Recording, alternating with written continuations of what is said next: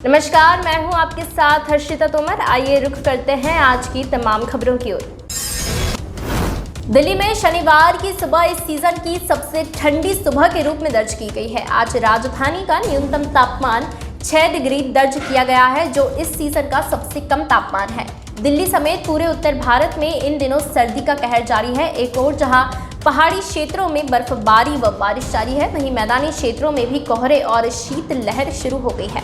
उत्तर भारत के कई शहरों में शनिवार यानी 18 दिसंबर को तापमान में रिकॉर्ड कमी दर्ज की गई है। आज सुबह मैदानी क्षेत्रों में चुरू का तापमान सबसे कम रहा, जो माइनस में पहुंच गया। वहीं अमृतसर में 0.7 डिग्री तापमान दर्ज किया गया है। दिल्ली में शनिवार की सुबह इस सीजन की सबसे ठंडी सुबह के रूप में दर्ज की गई है।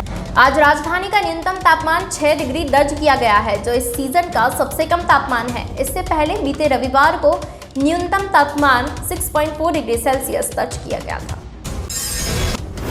बता दें कि हरियाणा में शुक्रवार को सबसे ठंडा रहा नारनौल। हाड़ कपकपाने वाली सर्दी की शुरुआत हो गई है। शुक्रवार को नारनौल हरियाणा में सबसे ठंडा रहा। क्षेत्र का न्यूनतम तापमान 3.9 डिग्री सेल्सियस दर्ज किया गया है, जबकि अधिकतम तापमान 18.4 डिग्री सेल्सियस रहा। इस प्रकार न्यूनतम तापमान में वीरवार के मुकाबले 3.2 डिग्री तथा अधिकतम तापमान में 0.8 डिग्री सेल्सियस की गिरावट आई है।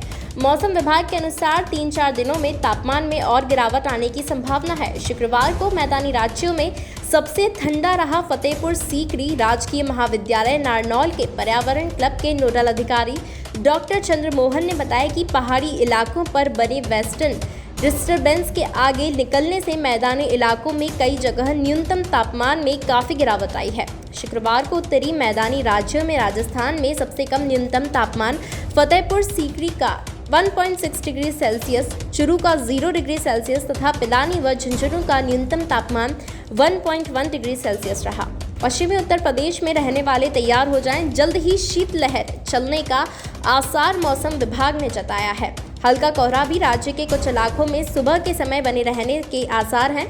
प्रदेश के कई इलाकों में पारे में लगातार उतार चढ़ाव बना हुआ है। अलीगढ़, मेरठ, बरेली, फतेहगढ़, वाराणसी, इटावा में न्यूनतम तापमान 10 डिग्री से कम दर्ज हुआ है। फतेहगढ़ में 5.2 डिग्री न्यूनतम तापमान के साथ सबसे ठंडा रहा, जबकि मेरठ में तापमान 5.8 रहा, जो सामान्य से 2.1 डिग्री कम रहा। मौसम विभाग का कहना है कि दिन का अधिकतम तापमान 25 डिग्री से कम रहने पर ही ठंड का एहसास होता है। उस लिहाज से ज़्यादातर इलाकों में दिन का पारा 18 डिग्री से लेकर 24.5 डिग्री तक रहा। शुल्क, वाराणसी, प्रयागराज, बस्ती, शाहजहांपुर में तापमान 25 से 28 डिग्री के बीच रहा। हिमाचल प्रदेश में पश्चिमी विक्षोभ सक्रिय होते ही शुक्रवार को मनाली शहर और भरमौर मुख्यालय में सीजन की पहली बर्फबारी हुई। राजधानी शिमला पूरी तरह से शीतलहर की चपेट में आ गया है। शुक्रवार तड़के संचौली और नारकंडा में बर्फ के फाहे रहे। पर्यटन स्थल फुफरी फिर सफेद हो गया। डलहौजी के लक्कड़ मंडी, डायन कुंड, कोठी और रोहतांग भी बर्फ से लदक हो गए हैं। मैदानी जिलों में धुंध पड़ने से वाहनों की आवाजाही सुबह और शाम के समय प्रभावित हो रही है। न्यूनतम तापमान गिरने से सड़कों पर पानी जमने लगा है। शुक्रवार को केलांग में अधिकतम तापमान भी माइनस में पहुंच गया है। शुक्रवार को केलांग में अधिकतम तापमान -4.1 डिग्री सेल्सियस रिकॉर्ड हुआ है। मौसम विज्ञान केंद्र शिमला ने शनिवार को मौसम साफ रहने की संभावना जताई है। 21 दिसंबर तक प्रदेश के सभी क्षेत्रों में धूप खिली रहने का पूर्वानुमान है। जम्मू कश्मीर में शरीर कपकपा देने वाली ठंड पड़ रही है। शुक्रवार को कोहरे के साथ जम्मू जिले में ही न्यूनतम पारा 4 डिग्री पहुंच गया है। इससे एयरपोर्ट पर सुबह पहुंचने वाली 6 उड़ानें निर्धारित समय से देरी से पहुंची। प्रदेश के लगभग सभी जिलों में पारा सामान्य से 6 डिग्री नीचे गिर गया है। पर्वतीय क्षेत्रों के साथ मैदानी इलाकों में सर्द हवाओं से जनजीवन प्रभावित हो रहा है। लेह और कारगिल में दिन और रात का तापमान 0 से नीचे चल रहा है। बारिश न होने से सेहत भी गड़बड़ा रही है। मौसम विज्ञान केंद्र श्रीनगर के अनुसार आगामी दिनों में प्रदेश में मौसम साफ रहेगा, लेकिन सर्दी से राहत मिलने वाली नहीं है।